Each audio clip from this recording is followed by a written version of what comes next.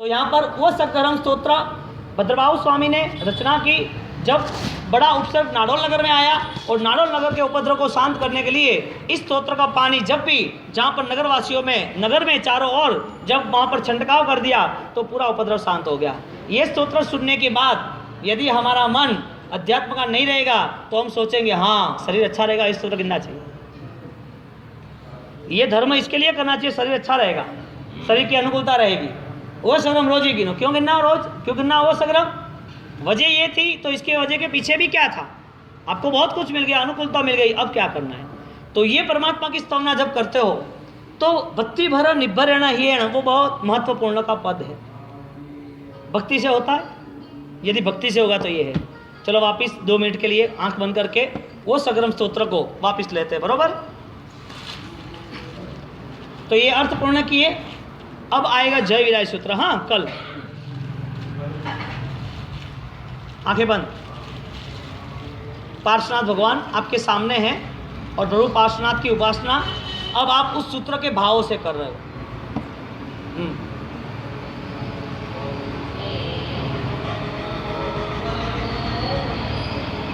चाहे कितने भी दुख दर्द हो, प्रभु आपका स्मरण ऐसा है वो दर्द ही नहीं लगेगा।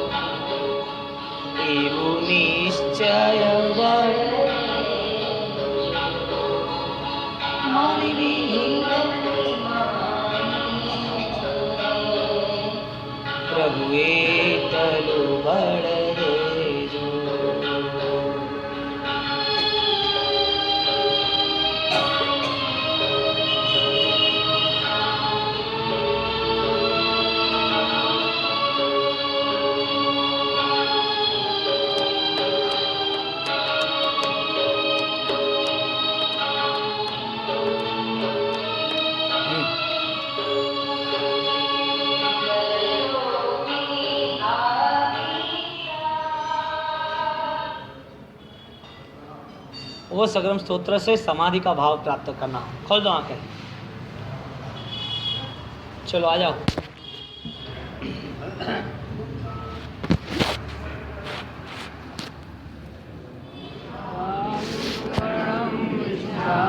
दुक्कडम इच्छामि दुक्कडम इच्छामि दुक्कडम इच्छामि दुक्कडम इच्छामि दुक्कडम सर्व पापोनो मिच्छामि दुक्कडम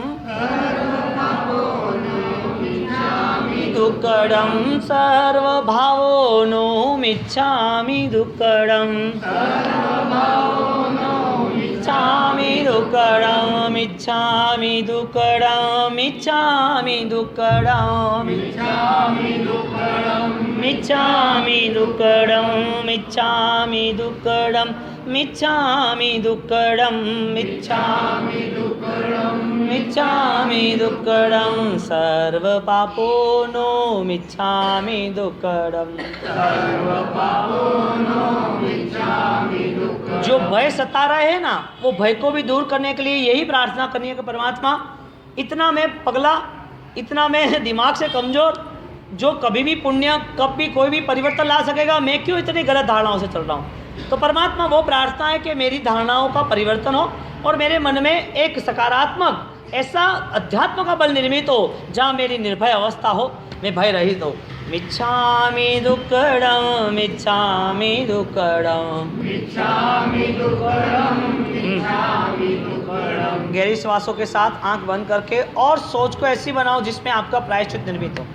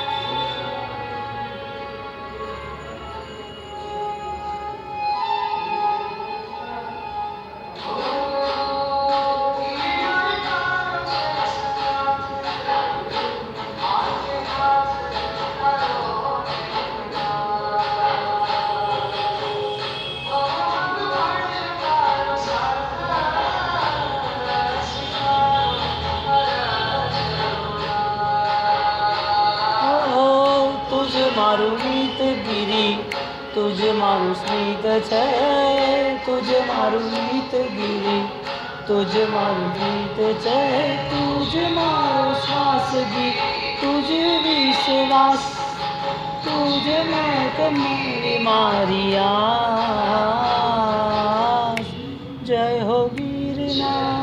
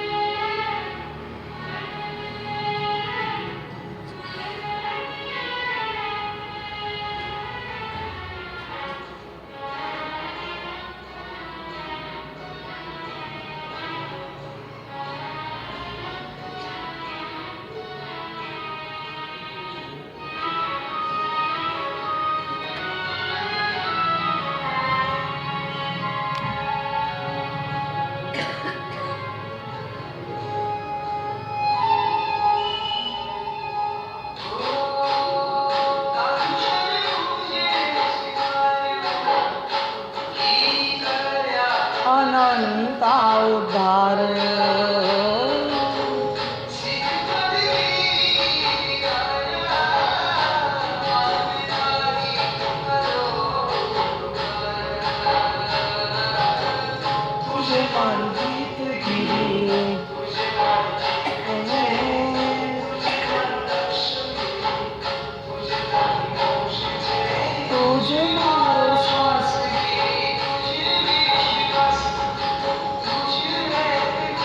मारिया जय हो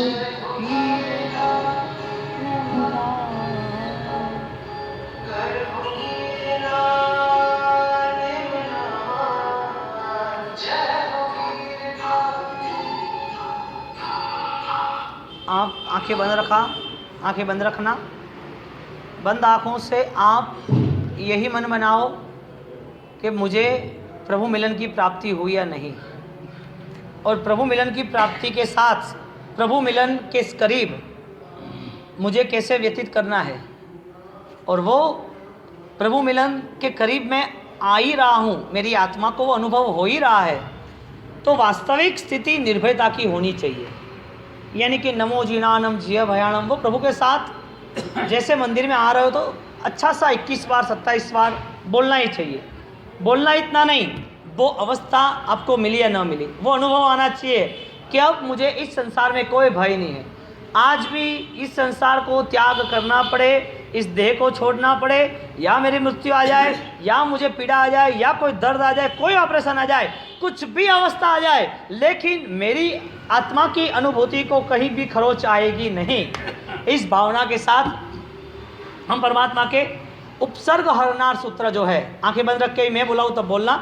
उपसर्ग हरम पासम पासम मंदामी कम्मा घणम मुक्कम किताब विषहर विष निन्नासम किताब मंगल कल्याण आवासम विषहर फुल्लिंग मत्तम मंतम कंठे धारेयी जो सया मणुओ तस्सगह रोगमारी दुष्ट जरा जंती सामम चिट्ठौ दूरे मंतो तुझ पणामो वी बहु फलो होई नर तिरिये सुवी जीवा पावंती न दुःख दोगच्चम तुव सम्मत्ते लद्धे चिंतामणि कप्प पाय बब्बये पावंती अभिघेणम जीवा ऐरा मरम ठाणम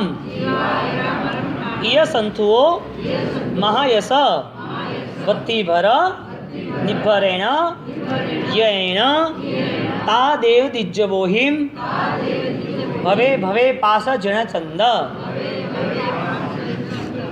आँख खोलो। लोगत सूत्र में हमने मांगा सिद्धा सिद्धिम मोदी संतु, इधर मांगा ता देव दिज्जबोहिम। परमात्मा मुझे वो बोधि सम्यक दर्शन की प्राप्ति चाहिए, और वो बोधि की प्राप्ति वो मुझे आप ही दोगे। तो यहाँ वो सरगम सूत्र किताब निकालो, चलो आपकी किताब ली। उपसर्ग हर यानी उपसर्ग हरनार पासम पासम मंदावी। ऐसे पार्श्वनाथ भगवान के जो पार्श्व यक्ष है, ऐसा पार्श्वनाथ की सेवा करता जो यक्ष पार्श्वनाथ की सेवा करता है, ऐसे पार्श्वनाथ भगवान को मैं वंदन करता हूँ। पासम पासम मंदामी। कैसे पार्श्वनाथ? कम्मा घणम मुक्कम। कर्म ज़्यादा जो कर्म थे वो कर्म को जिन्हें मुक्त हो गए, ऐसे पार्श्वनाथ भगवान विशेषण हुआ। विषहर कम्मा घणम मुक्कम विषहर विष निन्नासम। विषहर विष, जो विष जहर उसको विसर्जित करने वाले। निन्नासम, ऐसे परमात्मा पार्श्वनाथ वो मंगल कल्याण, वो मंगल और शुभ करने वाले। मंगल कल्याण आवासम। विषहर फुलिंग मंत्रम, यानी कि सर्प विष नाशक, ऐसा स्फुल्लिंग मंत्र। विषहर, विष को नाश करने वाला। विषहर फुल्लिंग मंत्रम, स्फुल्लिंग जैसा मंत्र है जो है मंत्र, यानी कंठे धारई, जो कंठ में धारण करता है। जो सया मणु, जो मनुष्य कंठे जाए जो सुनो। तस्य गह, उसका रोग। तस्य गह रोग मारी, जो मारी मरकी रोग उपद्रव। तस्य गो रोग मारी दुष्ट जरा जंती ओ सामम। दुष्ट ऐसे जरा घड़पण मृत्यु रोग। दुष्ट जरा जंती ओ सामम उपद्रव। वो शांत हो जाते हैं। किनके सहारे? लेकिन ये सिर्फ परमात्मा के मंत्र को हम धारण करते तो इतना फल, आगे नमन का, स्मरण का और वंदन का, उसका फल बताते हैं। कंठे धारे ही एक फल मिला कि भाई इतने उपसर्ग शांत होते हैं। आगे आते हैं दुख दोगचन तुओ सम्मत लद्धे, तुमको तो बोला है, तुम्हारे मंत्र को बोला है।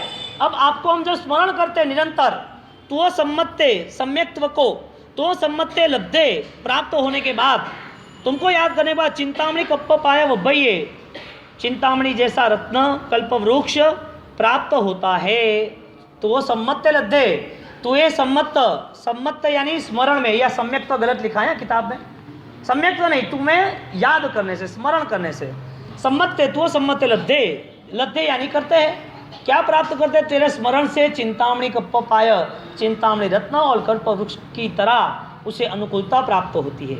चिंतामणि कप्प पाय वब्बइये, पावंती अभिघेणम, प्राप्त होता है, पावंती यानी प्राप्त होता है। अभिघेणम, जहाँ विघ्न नहीं है, पावंती अविघेणम, अविघ्न वाली जगह, पावंती अविघेणम। जीवा ऐरा मरण ठाणम, जहाँ जन्म और मरण का स्थान ही नहीं है। जन्म मरण बुढ़ापा जर्जरित अवस्था पीड़ा वो है ही नहीं, यानी कि वो व्यक्ति निरोगी और तंदुरुस्त रहता है। इसी तरह पावंती अविघेणम जीवा ऐरा मरण ठाणम, यह संतो, ऐसी स्तवना करने से यह संतो महायश, वो यश की प्राप्ति करता है। ये संतो महायश, बत्ती भरा निब्बर है ना ही है ना, भक्ति से भरा हुआ दिल जो है, बत्ती भर संपूर्ण निब्बरेण, हृदय से हियण ता दे दिज्ज बोहिम, हे देवादिदेव, ऐसी आपकी प्रार्थना की तो मुझे वो सम्यक दर्शन की, देव दिज्ज बोहिम भवे भवे पास जिण चंद, मुझे ऐसा ही भाव हो। बोलो, परमात्मा के करीब आता है उसको कितनी प्राप्ति होती है, और सर्वश्रेष्ठ प्राप्ति क्या है? रोग आए कि ना आए वो महत्वपूर्ण नहीं है, रोग में समाधि रहे वो महत्वपूर्ण है।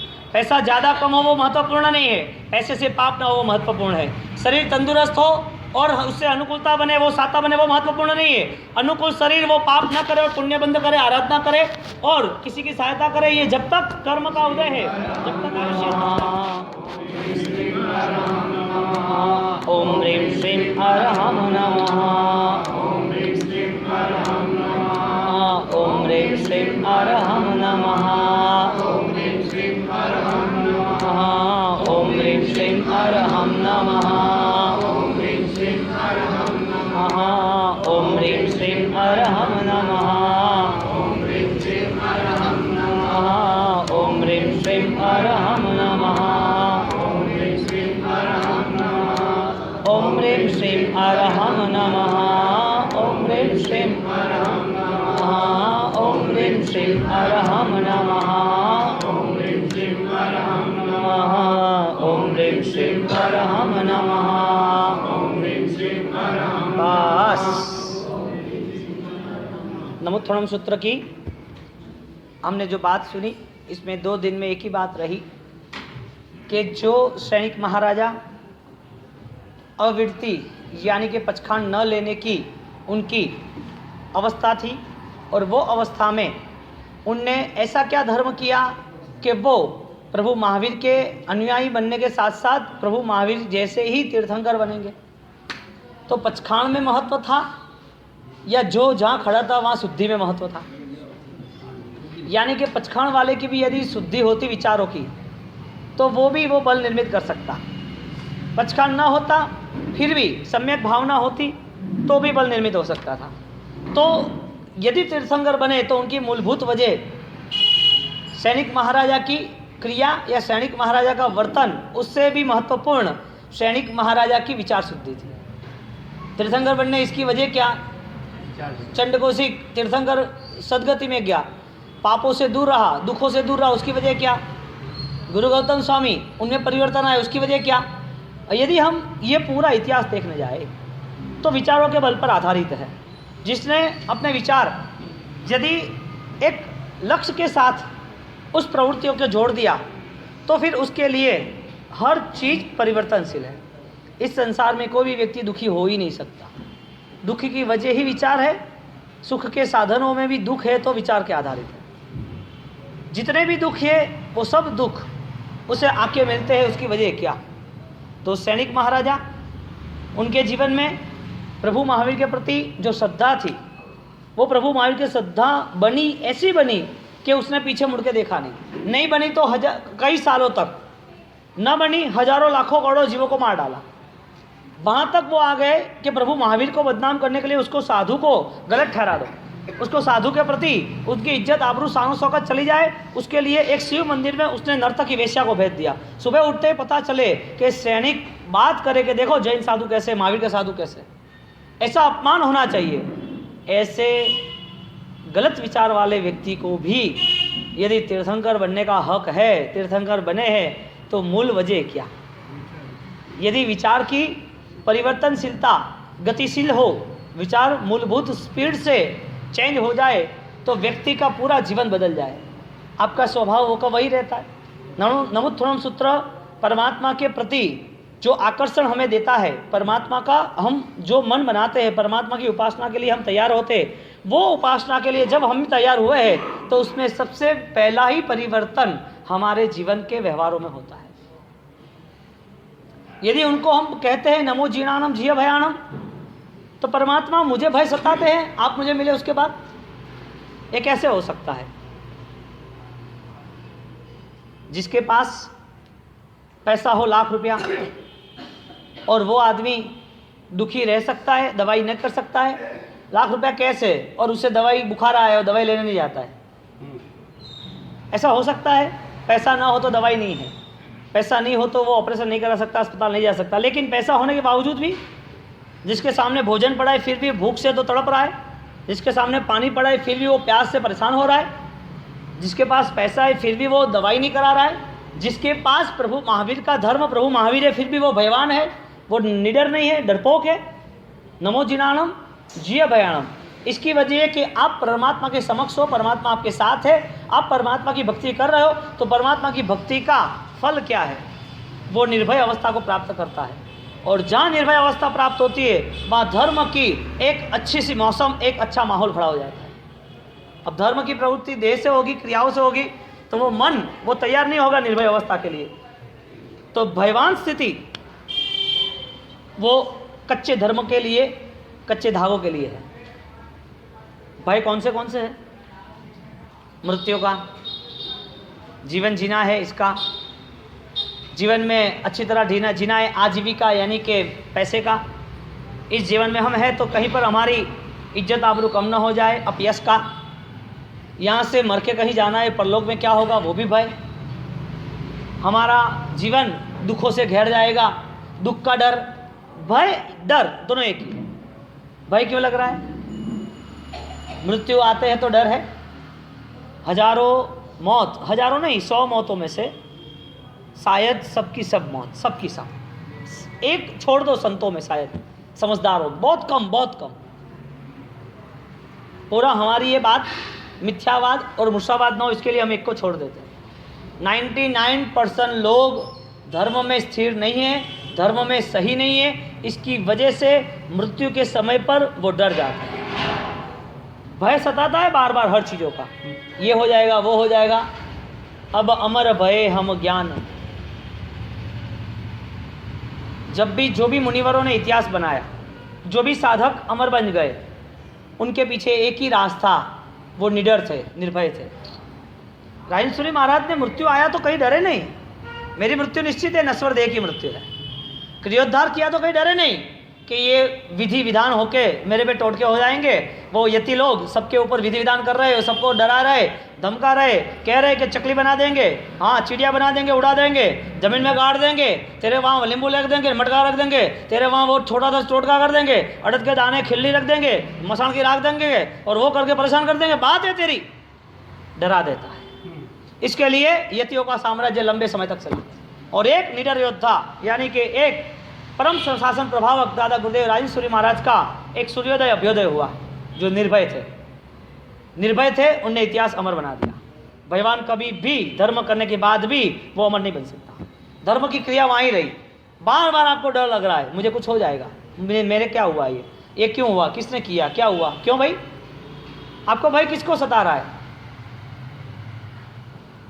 बार बार ये इतनी कर्मवाद समझने वाले को उतना पता नहीं चलता कि दुख आया है तो पाप के उदय से आया है। कर्मवाद समझने वाले को, प्रभु महावीर को समझने वाले को ऐसा पता नहीं है कि दुख प्रभु महावीर को इतना बड़ा आया था, वो निर्भय थे, सब दुख को सहन कर लिया। अब मुझे किसी को देना नहीं है, ये मैसेज मेरे लिए है। मैं किसी के मन को दुखित ना करूं, पीड़ा वाला ना बनाऊं, वो मेरे लिए संदेश है कि कोई भी मन मेरे से दुखी ना होना चाहिए। किसी को मैं मारना भी नहीं चाहता हाथों से, मैं मन से भी इसके प्रति कोई गलत सोच नहीं करना चाहता। अब प्रभु महावीर ने सहन किया, मैं सहन करूंगी, वो धर्म नहीं है। मुझे किसी को दुख न देना वो धर्म था। अब हमारी बात क्या रही, धर्म की प्रवृत्ति है। धर्म की प्रवृत्ति करते करते कोई दुखी हो रहा है तो आनंद आ रहा है, किसी को दुख दे रहे तो भी आनंद आ रहा है, किसी को जैसे वैसे हमने शब्द बोल दिए तो भी आनंद आ रहा है। ये धर्म की प्रवृत्ति थोड़ी थी। धर्म की प्रवृत्ति तो प्रेम भाव, मैत्री भाव की थी, और मैत्री भाव में उसने जीवन व्यतीत किया तो वो सदा काल के लिए निर्भय बन गया।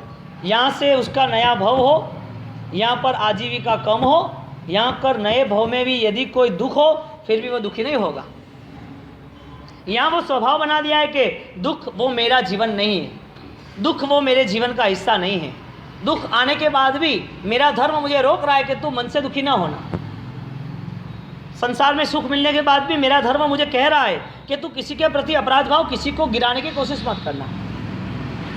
अब धर्म की प्रवृत्ति सिर्फ थोड़े समय के लिए, थोड़ी जगहों के लिए, थोड़ी क्रियाओं के लिए, थोड़े पर्वों के लिए बन गई। और जब हमारी निर्भय अवस्था को हम सही ढंग से देखना जाए तो हम शायद हर पल मरते रहते हैं, हर पल मरते रहते हैं। एक बार मरे तो पता चलता है कि आदमी का अभी यहाँ रहना मुमकिन नहीं है, वो यहाँ नहीं है। एक बार मर गया तो उसकी क्रियाकांड हो जाएंगे, जला देंगे, वो चला जाएगा। या मृत्यु के पहले हर पल हजारों बार मरता है, हर पल। नमो जिनाणम जिया भयानम का सूत्र क्या कह रहा है कि मेरे परमात्मा का मिलन वो मुझे एक अभय अवस्था को दे रहा है। अभय दयानम चक्षु दया, परमात्मा ने जगत को अभयदान दिया, वो अभयदान मुझे मिला है। यानी कि मैं कर्मबंध ज़्यादा नहीं करूँगा। अब निर्भय अवस्था के लिए आपकी तैयारी नहीं बनी, अंधेरे से डर गए। रात को 12-1 बजे आप कहीं निकले, अंधेरे से डर गए। आप सुबह निकले चौराहे पर से, वहाँ किसी कोई मटका पड़ा था, कोई दीपक जल रहा था, कोई लाल कपड़ा पड़ा था, आप डर गए, नहीं इधर से नहीं जाना। आपको कोई बीमारी आ गई, आपको रिपोर्ट नॉर्मल आ रहे, नॉर्मल आने के बाद आपके मन में अब सब ध्रुवना शुरू हो गई, इसने ही कुछ किया होगा, इसने टोटका किया होगा। आप मन से कमजोर हो, इसके लिए किसी ने कुछ भी नहीं किया है, फिर भी दुख छोटा था उसको घूंट घूंट के बड़ा बना दिया। मैं कहता हूं रात को डर लगा था, क्यों? सुबह डर लगा था, क्यों? क्या था? आपने क्या गलत किया है इसके लिए आप डर रहे हो?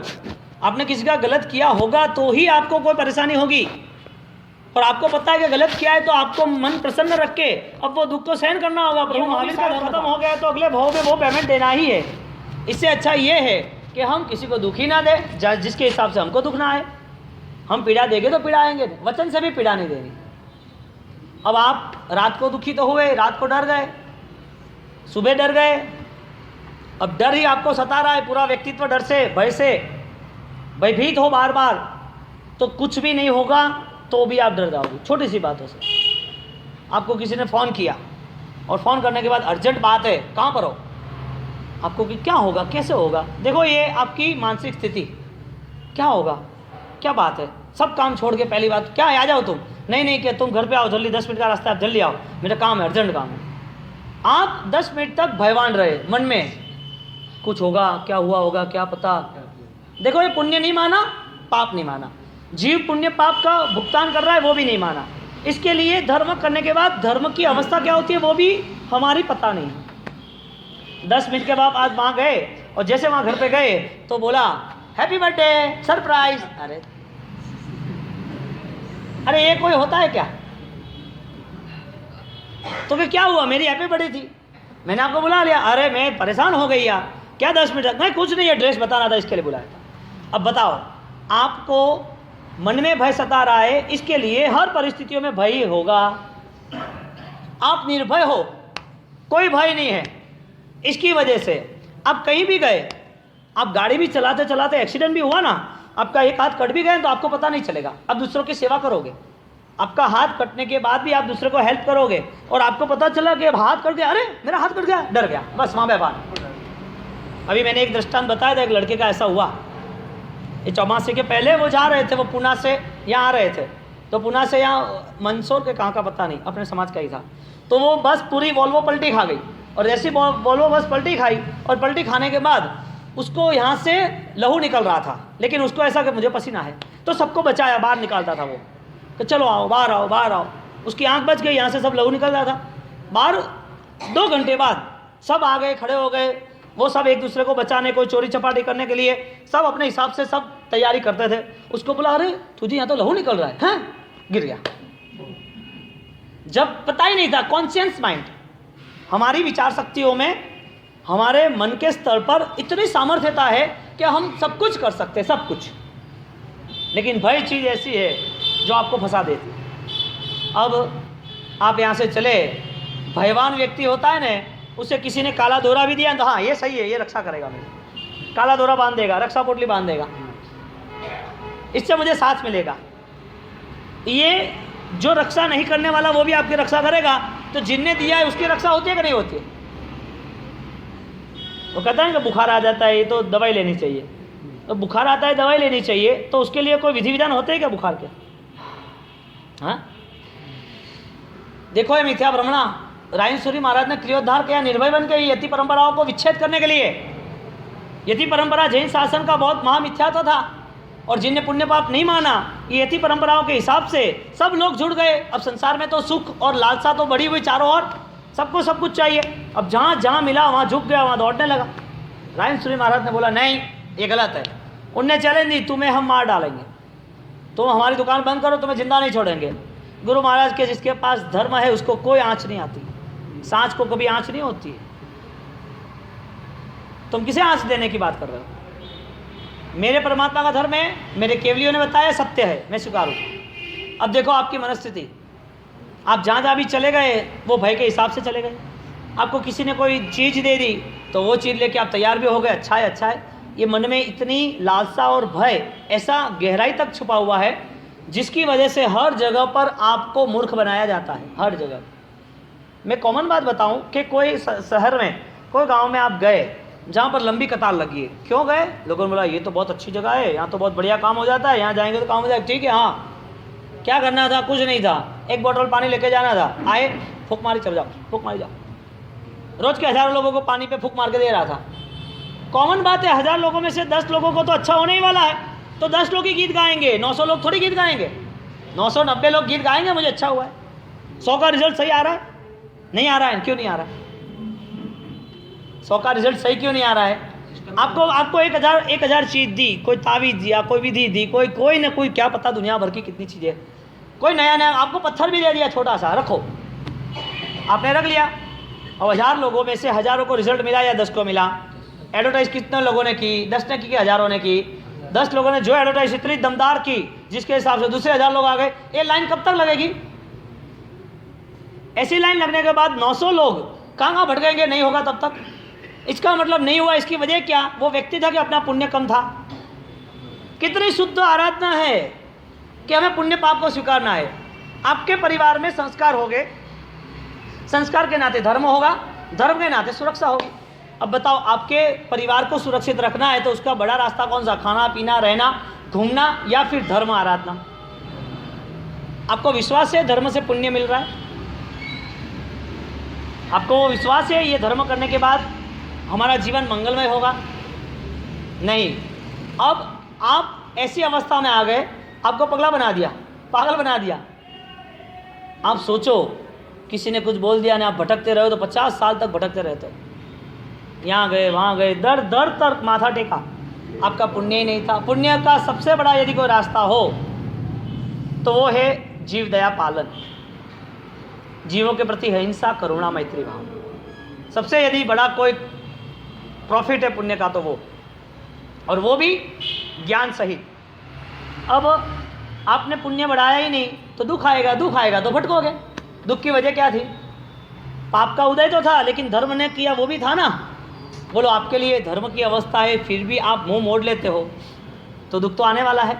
और दुख ऐसा आया, आपको आराम से लोगों ने फंसा दिया, आराम से लोगों ने फंसा दिया। एक आदमी ने सोच लिया, ऐसा हुआ था एक एक जगह पर एक व्यक्ति, उनका व्यापार था माल को ले जाना लाना, हमाली का।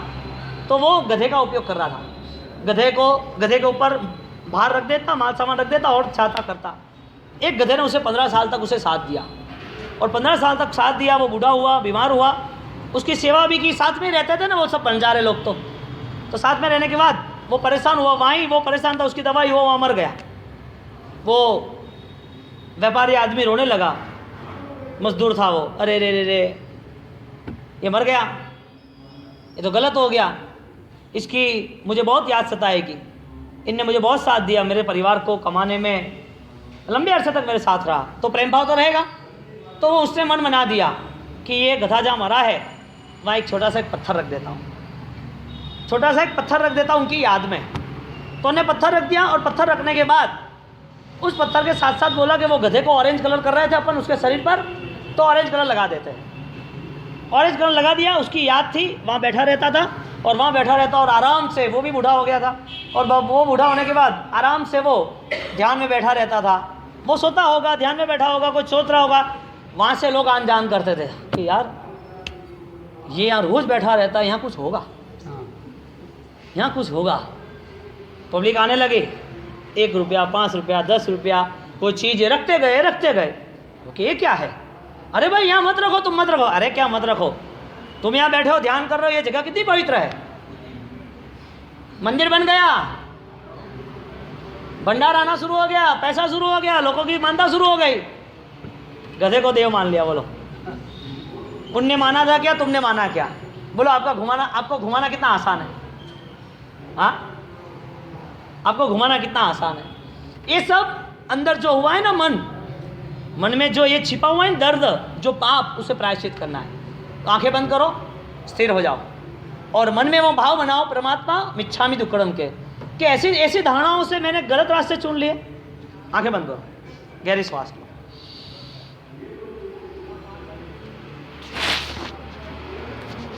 मिच्छामि दुक्कड़म